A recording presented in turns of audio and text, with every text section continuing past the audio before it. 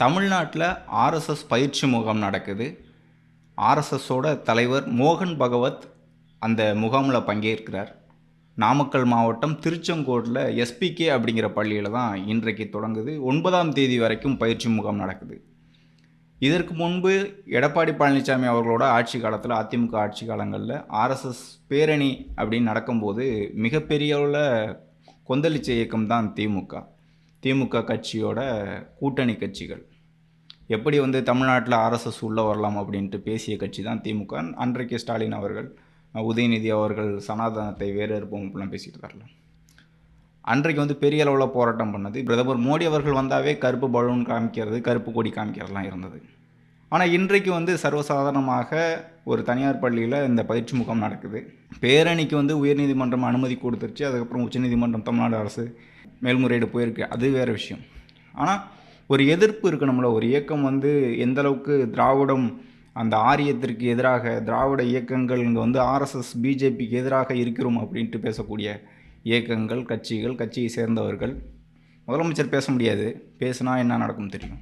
துணை முதலமைச்சரும் பேச முடியாது, அமைச்சர் பெருமக்களும் பேச முடியாத சூழல். சரி, கட்சியினராவது பேசுவாங்களா? திமுக கட்சியினராவது பேசுவாங்கன்னா அவங்களும் பேசலை.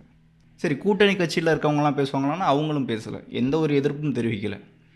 இதற்கு முன்பு 2 ஆண்டுகளுக்கு முன்பு கூட மத நல்லிணக்க பேரணி, அந்த மனித சங்கிலி அப்படிங்கிற மாதிரிலாம் விசிக மற்ற கட்சிகள், இயக்கங்கள்லாம் சேர்ந்து கூட செஞ்சாங்க ஆர்எஸ்எஸ் பேரணி நடக்கும்போது.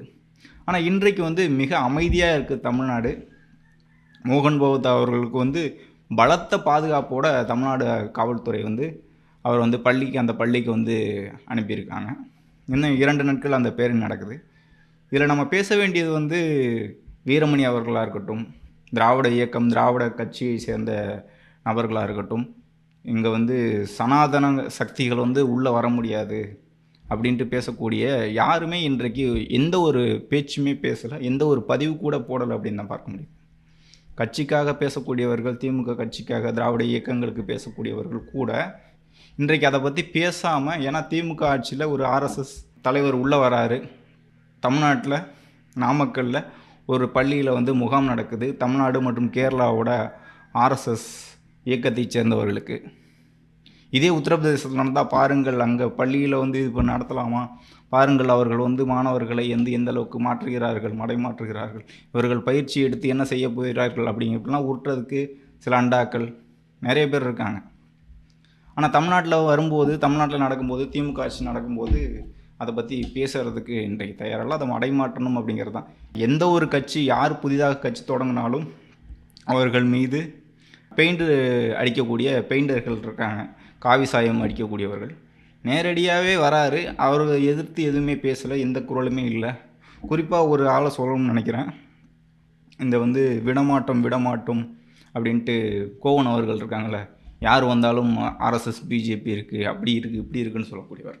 அவராவது அந்த பள்ளிக்கு முன்னாடி ஒரு கருப்பு கொடியோ இல்லைனா ஒரு பாட்டு பாடுறன்னு போய் கிளம்பியிருக்கலாம். இதில் குறிப்பாக இஸ்லாமிய கிறிஸ்தவ சகோதரர்கள் புரிஞ்சுக்கணும்.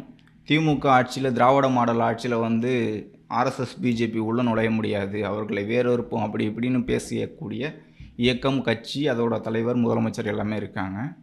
ஆனால் இன்றைக்கு மோகன் பகவத் அவர்கள் பலத்த பாதுகாப்போடு போயிட்டு அந்த பள்ளியில் முகாம் நடத்த வைக்கிறது தமிழ்நாடு அரசோட துணையோட தமிழ்நாடு அரசு காவல்துறை பாதுகாப்போடு தான் நடக்குது.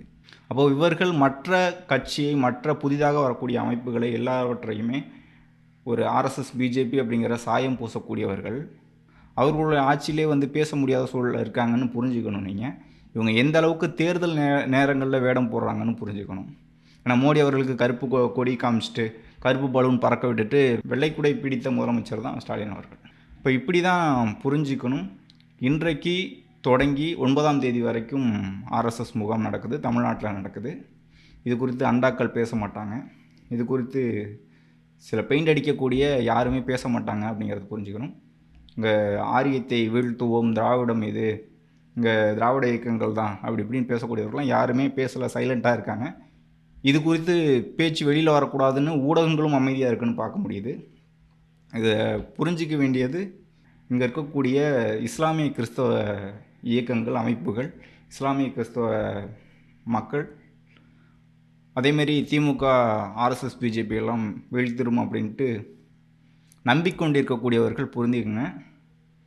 முக்கியமாக இன்றைக்கு நடக்கக்கூடிய முகாமிற்கு பாதுகாப்பு கொடுக்கக்கூடியது, எந்த ஒரு எதிர்ப்பும் தெரிவிக்காதது திமுகவும் திமுக கூட்டணி கட்சிகளும் அப்படின்னு புரிஞ்சுங்க. நன்றி.